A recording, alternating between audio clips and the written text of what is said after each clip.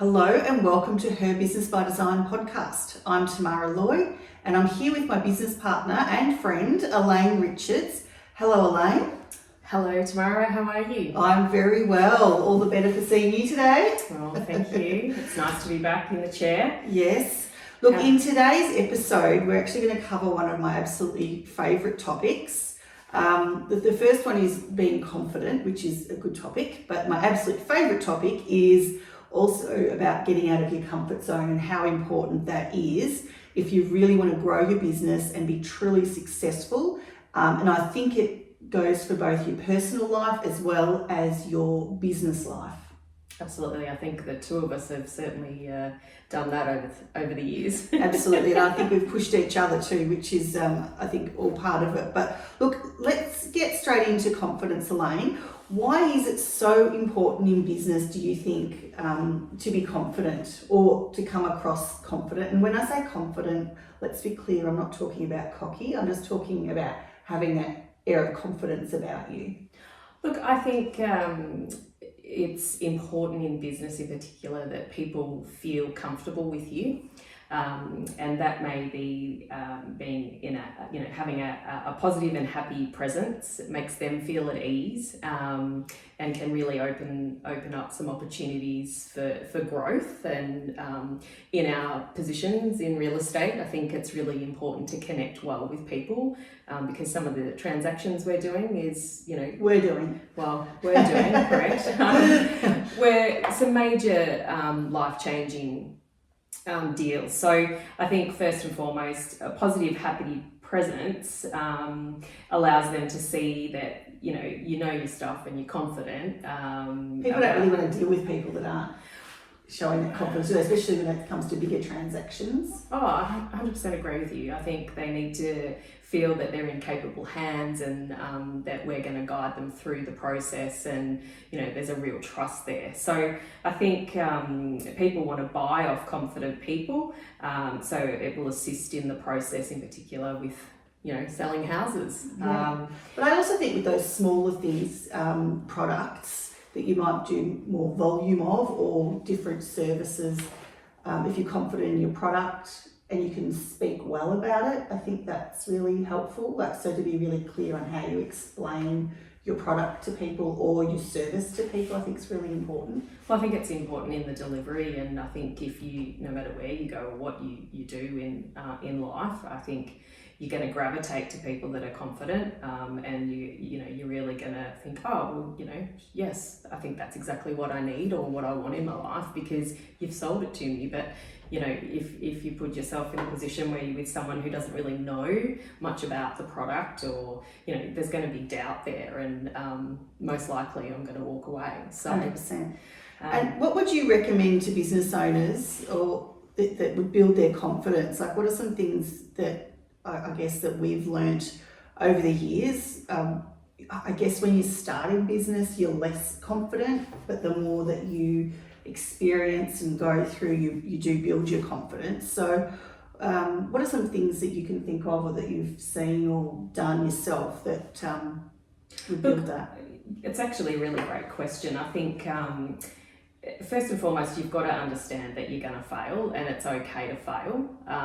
You've really got to take a risk and take some chances in life because that's how you learn. Yeah. So as for myself, as an example, coming on board with you, you took a risk on me, but I was prepared, we were both prepared to take that risk and challenge, and I think it was quite rewarding and it paid off. But surrounding yourself with positive people and people that are going to really pump you up or have your back and support you, and not every day is going to be a great day, and there's always going to be ups and downs, but if you are in the environment where you can grow, it's going to be easier for you to step outside. And I think that would go for the people at home as well as the people within your business or that you work with. You need to have people in your life that believe in you and that do encourage you. You're certainly going to get knocked down, or people won't believe in everything you're doing, but I think you know, if you can have those positive people that are in your corner, it does make a big difference, doesn't it? Yeah, look, there is a great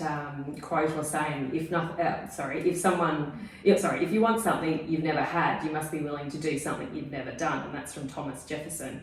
That says it all for me, and I think over the years we've had another quote, if nothing changes tomorrow, nothing changes. I so I think that's one of my all-time favourites, as you know. Oh, I think we've actually said that many times to ourselves and you know, even to colleagues and staff.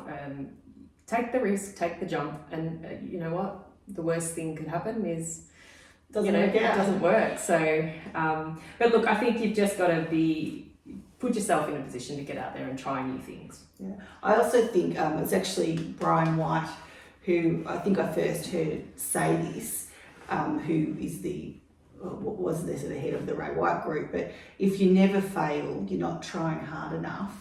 That really made me think, because quite often I think even, you know, kids, you know, I'm very mindful with, you know, my kids over the years as they've been growing up, that if something doesn't work out for them, or they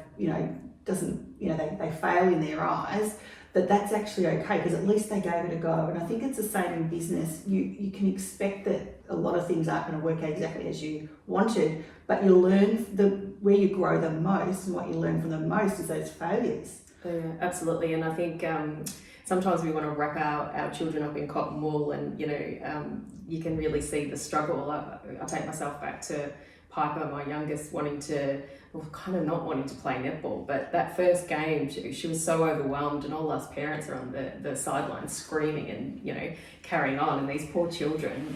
But now it's an enjoyable Saturday morning event, but definitely, I think we should do it more often. Absolutely. So I think, you know, obviously I think most people know the benefits of confidence, but just a few little things, you know, to know that it's okay to fail. I think just in capping off on that, surrounding yourself with good people that have your back and that encourage you when you want to try something new, and that also understand that it may not work out perfectly that first time. That's actually another point. Don't be around people that go, oh no, don't do that. Yeah. Or why would you want to do that? Yeah. Or, you know, the negative. You want to be around people that go, yeah, you should do that. Yeah, give it a go.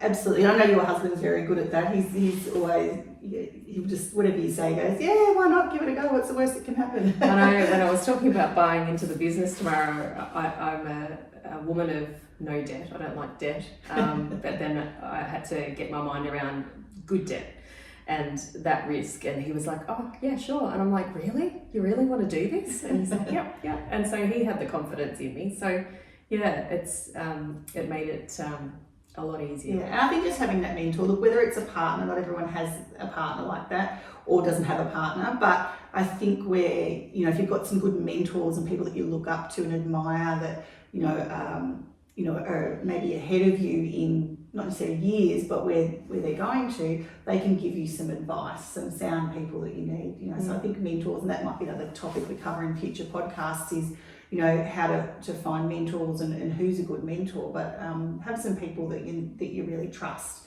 that are going to give you some good advice along the way. Love that, Tamara. Yes. So I think the next thing that we want to talk about, which is one of my all-time favourite subjects, because this is me, and I think you very much, but it was stepping outside your comfort zone. What does it look like? And what does it mean? And I think just some other things I'll cover off is, in terms of comfort zone, for me, stepping outside your comfort zone means being uncomfortable. And I know in my business and in my life, if I'm getting bored, it's because I'm not trying new things. I have to try new things, do new things, learn new things. Well, from someone who knows you very well, Tamara, I think Tracy, our old PA, would agree with me. You would come into the office and at times you'd be a bit of a tornado, because you would have so many new things and you would get so excited by them.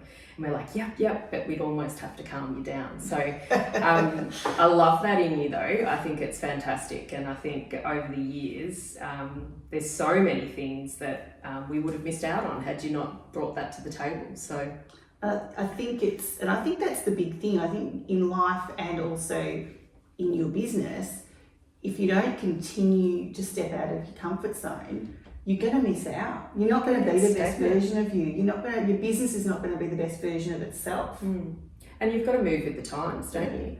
And I've got to keep in mind too that the audience that we're talking to, most of them are probably women in business or people in business. They've actually already stepped out of their comfort zone to start a business. And maybe, as a listener, you're sitting there and you've got a business that's a side hustle and you're trying to have that courage and commitment to make it your full-time thing. So, and obviously you've got to think about finances. You don't want to end up homeless. But there comes a time when you just have to take that leap of faith, doesn't it? Yeah, that's actually correct, Tamara. Obviously, life begins at the end of your comfort zone. So, gosh, there's so many sayings that come to mind at the moment.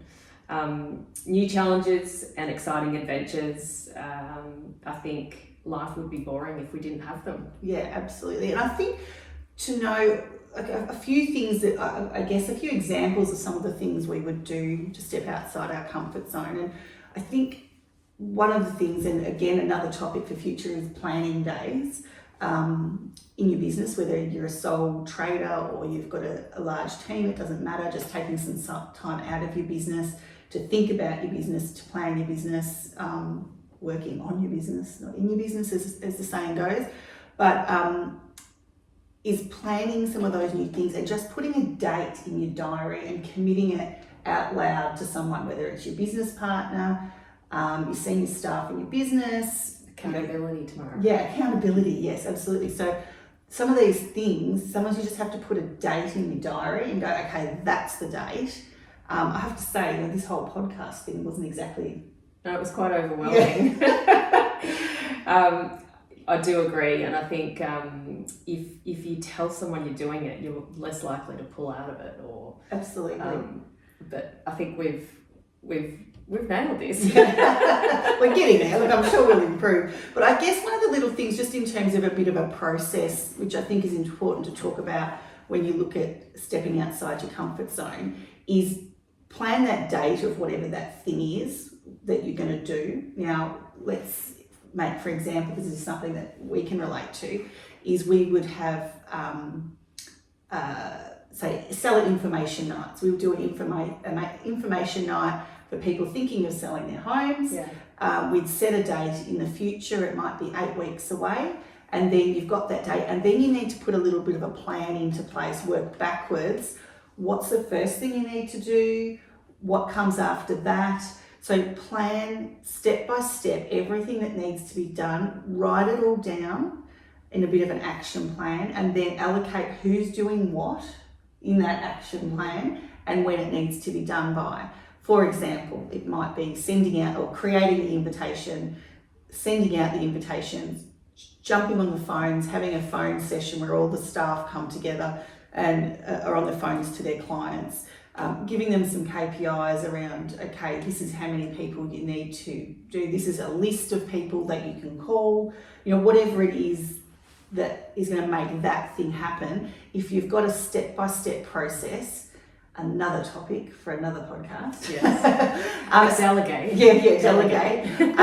If you've got you delegate out those things, or if you have to do it all yourself or get some advice, but have that step-by-step process with some dates around it, who's doing it, and then it becomes less overwhelming. And things like if it's an event or something, I always think by starting with the agenda, then you can plan out everything else.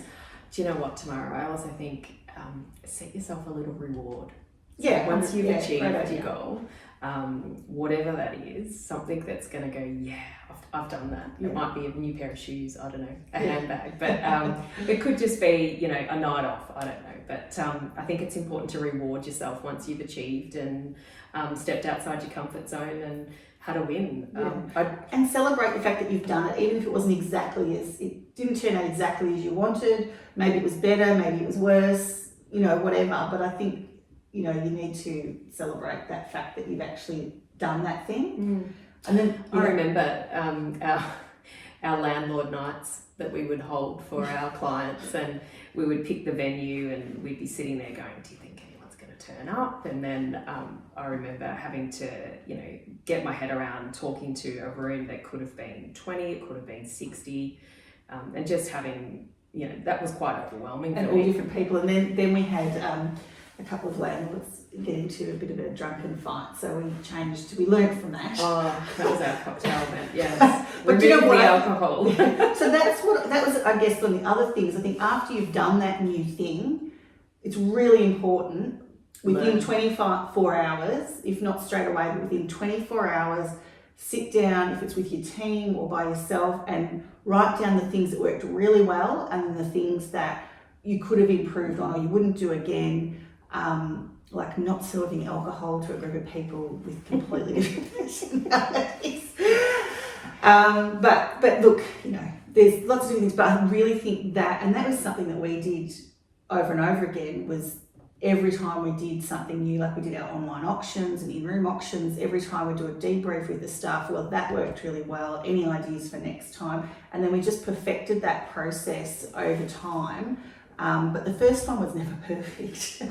No, but I think it's great to get the input because we don't always see everything. Everyone's got different eyes and ideas. So, I think you definitely need to learn from what you've done and how you can tweak it and improve things. And also from your clients, whether it's surveys or, the reviews or whatever, depending on what your product or service is asking your clients what their thoughts on that thing was, or whatever it was that you did new, whether it was a new product, a new service, an event. But I know even asking for feedback, it's quite overwhelming. So over the years, we were like, how are we going to get some positive feedback? But I think the more things you do that are outside your comfort zone, the easier those tasks become. Yeah. And I would say, like for me personally, and I think you're probably similar, most days, or definitely every week, but most days I will do something outside my comfort zone, whether it's in my personal life or whether it's in my work life. There'll be something, it might be just something really little, that you're doing. So I think too, it's important to note that if you're leading a team, that if you're doing these sorts of things and getting outside your comfort zone, you're leading the way and showing them how to do it, and they can then obviously go, if Tamara and Elaine can do it, we'll do that.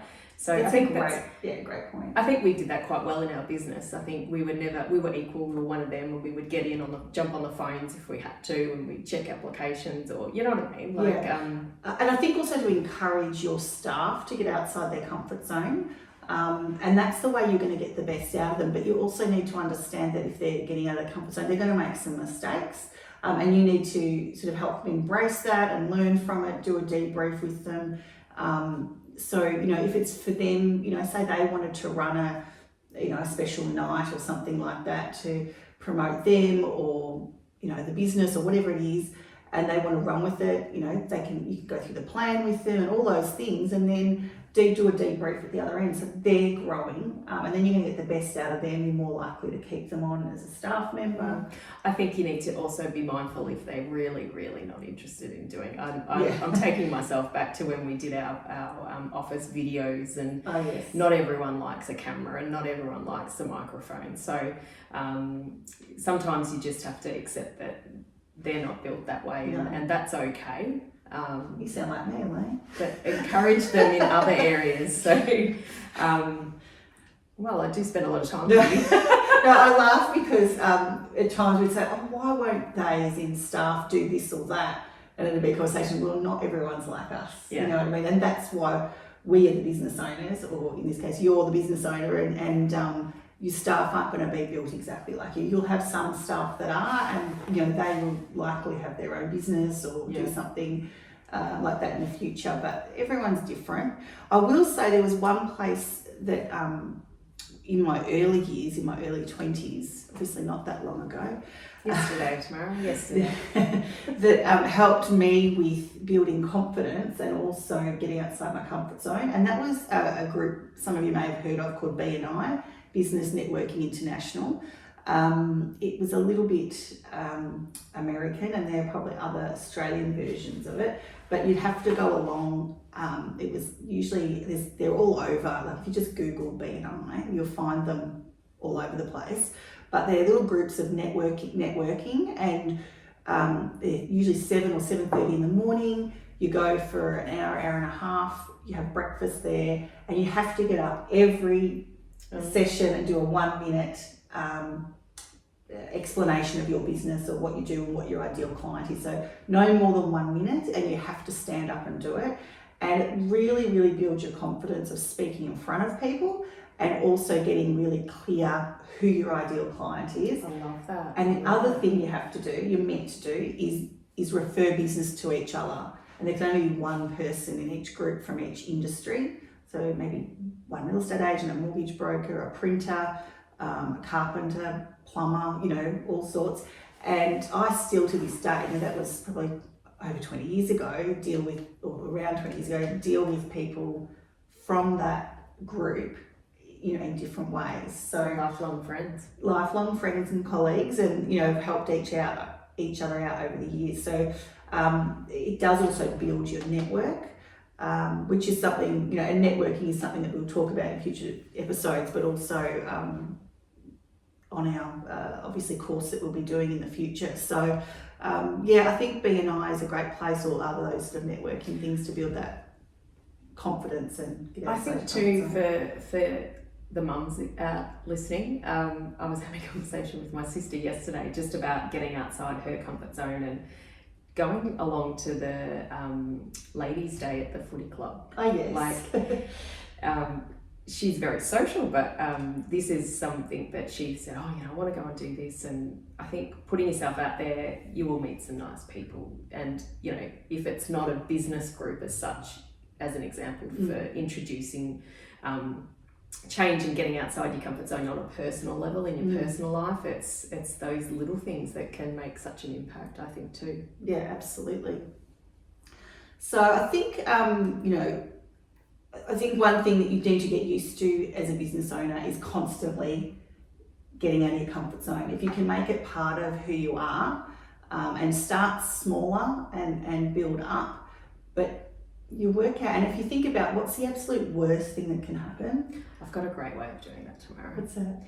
If you go to your local coffee shop, and if you were walking down, like we were in Main Street, go to your coffee shop and you get used to seeing different faces and just saying hi to people, and then obviously the conversation would start, and then you go down the road and you go to the bakery, so everyone in Main Street, you're connecting with people. But that's a good way to break the ice, but to build your connections in your small community. And I think over time it becomes easier to approach people, or it's almost like cold calling, but we used to do that over the phones. But I enjoy doing that, and meeting new people and knowing who's in your small community. Yeah, absolutely.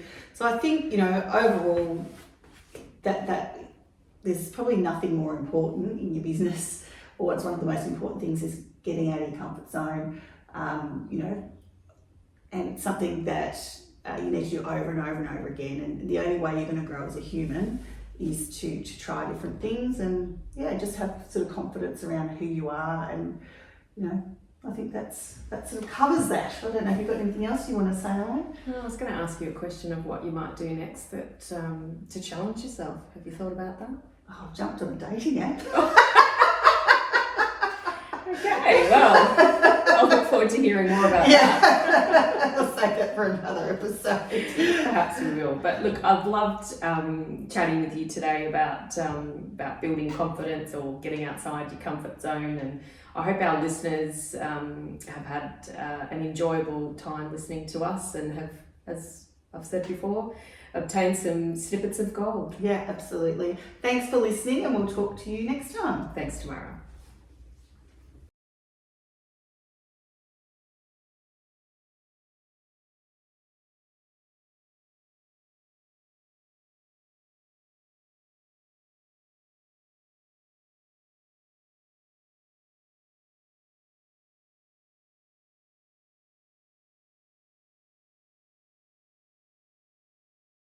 Thank you for tuning in to the Her Business by Design podcast. We appreciate your support and we hope you enjoyed this episode.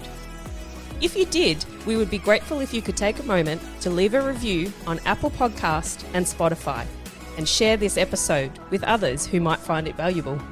To access our free customer journey checklist or sign up for our free 3-day webinar on how to organically grow your business by creating an awesome customer journey, simply visit our website businessbydesign.net.au and follow the links. We also value your input. If you have any suggestions for future episode topics, please leave a comment, send us an email at hello@businessbydesign.net.au or connect with us on Facebook, Instagram or LinkedIn. Thank you again for joining us today. We're Elaine and Tamara and we can't wait to have you back for our next episode.